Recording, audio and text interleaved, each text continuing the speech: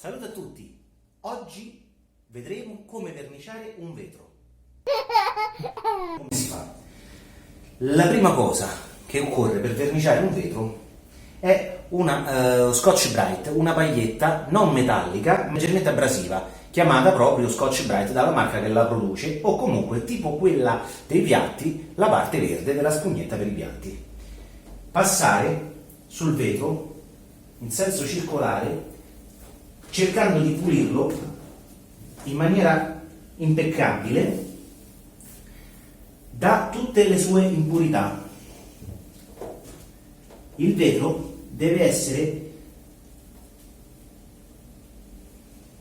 pulito alla perfezione e in questo modo creeremo anche una sorta di supporto di adesione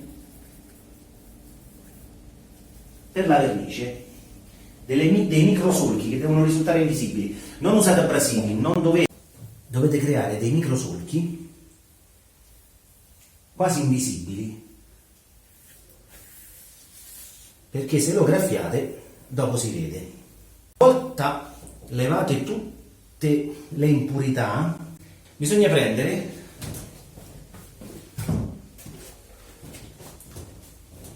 sgrassare e detergere il vetro alla perfezione con un prodotto qualunque che sia adatto per i vetri. Senza fare pubblicità a nessun marchio perché non mi interessa, dovete usare un detergente per cristalli. Non vanno bene i solventi tipo acetone, tipo acqua raggia e tutto quanto, perché non puliscono come ci interessa a noi. Lo spirito, l'alcol etilico puro va bene, per esempio. Ora, volgarmente detto spirito. Quando sentite che questo rumore, speriamo che arrivi, vuol dire che il vetro è pulito in profondità, quando fa questa specie di fischio. Controllatelo più e più volte, pulite anche i bordi, perché ci interessa che sia completamente pulito e privo di qualsiasi microimpurità. Una volta pulito con lo sgrassatore, passare un panno antipolvere su tutta la superficie, aiutandosi anche con un compressore magari, soffiando via la polvere il più possibile. Non deve rimanere neanche un granello di polvere, perché potrebbe creare un punto debole nella verniciatura. Quindi abbiate cura durante questa fase di rimuovere tutte le impurità. Una volta che il vetro è perfettamente pulito si può passare alla verniciatura. Per verniciare il vetro potete usare qualsiasi prodotto. Io vi consiglio di usare vernici fatte apposta, specifiche per vetro, perché hanno comunque una sorta di primer, di aggrappante, chiamiamolo così, che facilita la tenuta. Diversamente potete usare qualsiasi prodotto, l'importante è che sia catalizzato, cioè bicomponente.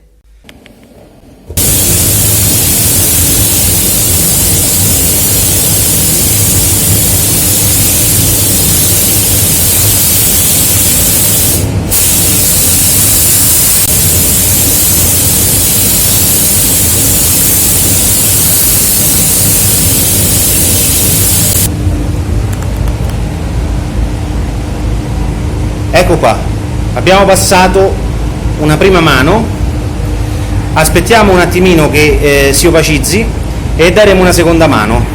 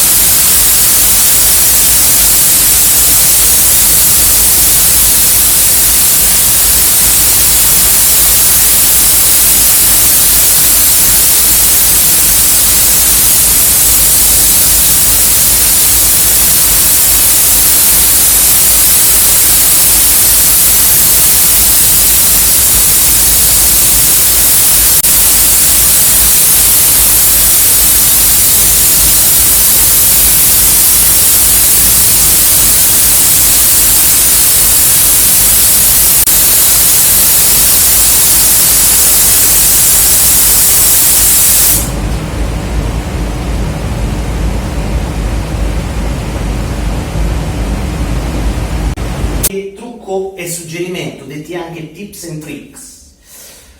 Allora, innanzitutto questo non è il lato che poi voi andrete ad utilizzare, diciamo, del vetro verniciato, perché verniciare un vetro significa coprire la superficie per avere il lato dalla parte del vetro colorato a seconda come vi serve. Questo qua, in questo caso, è uno specchio, quindi avremo un vetro specchiato e la copertura dietro che fa sì che possa riflettere. Poi ve lo faccio vedere anche una volta finito.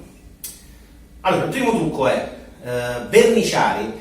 La prima mano di vernice che voi dovete dare è quella del colore con cui vorrete avere il vetro. Quindi volete il vetro grigio metallizzato, bianco, nero, le prime due mani del colore che voi serve. Quindi, una volta date le due mani, controllate da sotto, con l'aiuto anche di una lampadina se non avete le luci, che la superficie sia completamente coperta o quantomeno omogenea. Anche se ancora passa luce non è un problema. Dopo potete andare a passare uno strato più scuro e comunque più coprente sulla vernice che poi avete scelto. Quindi avrete più strati, ma quello che poi rimane a vista da questo lato, cioè dal lato sotto che non abbiamo verniciato, è quello che a voi interessa. Grigio metallizzato, rosso, verde, bianco, perché ci sono dei colori che notoriamente coprono molto poco di qualsiasi marca e di qualsiasi tipo. Con un bianco o con un giallo ci vogliono parecchie mani. Allora in quel caso si danno 2 o 3 mani di bianco, giallo, comunque un colore che copre poco, e poi sopra ci si passa un colore più scuro, più coprente. Non so, per esempio sul giallo si può passare un grigio più coprente sopra, quindi avrete dal lato a vista il giallo e dal lato posteriore il grigio. Non esagerate mai con gli spessori di vernice, perché troppo spessore tende a staccarsi purtroppo. Quindi 2 mani, 3 al massimo e vi dovete fermare. Non è importante la finitura su questo lato perché non sarà visibile, quindi anche che viene a buccia, anche che dovesse venire una colatura e tutto quanto, dall'altro lato non è visibile, quindi state tranquilli. Un altro trucco molto importante che dovete sapere è che la vernice, qualsiasi vernice voi applicate, che sia bicomponente mi raccomando, ha bisogno di almeno 48 ore, anche 72, di essiccazione completa. È riportato, cioè sulla confezione è riportato l'appassimento e la lavorabilità, diciamo, in 8, 9, 10, 24 ore a seconda del tipo di vernice. Però sappiate che per raggiungere una asciugatura profonda impiega molto più tempo, a volte anche una settimana. Quindi prima di maneggiare il vetro che avete verniciato, di usarlo per i vostri scopi, io vi consiglio di metterlo magari anche al sole e lasciarlo 2-3 giorni, così, protetto dalle intemperie ovviamente, ma al sole. Cercate anche di lasciarlo una settimana fermo da una parte, è importante per avere un'asciugatura profonda.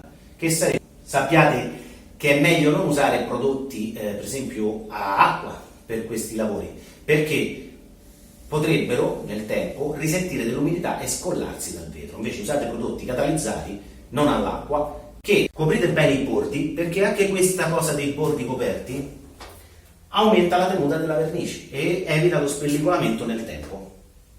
Mettete like al mio video, iscrivetevi al canale perché farò altri tutorial e tra l'altro ho fatto il video con un nuovo telefono perché quello che avevo prima l'ho fuso per fare i tutorial e ne ho comprato un altro. Questo qua è un Xiaomi Note 7 e vediamo come viene. La differenza che c'era, quello che avevo prima era un Lumia 950 che ho dovuto comunque cambiare, ma non tanto per la batteria quanto per il fatto che comunque poi a dicembre Microsoft termina il supporto su questo coso. Vedo come va questo telefono, poi casomai ne faccio una recensione e ve lo dico. Ciao!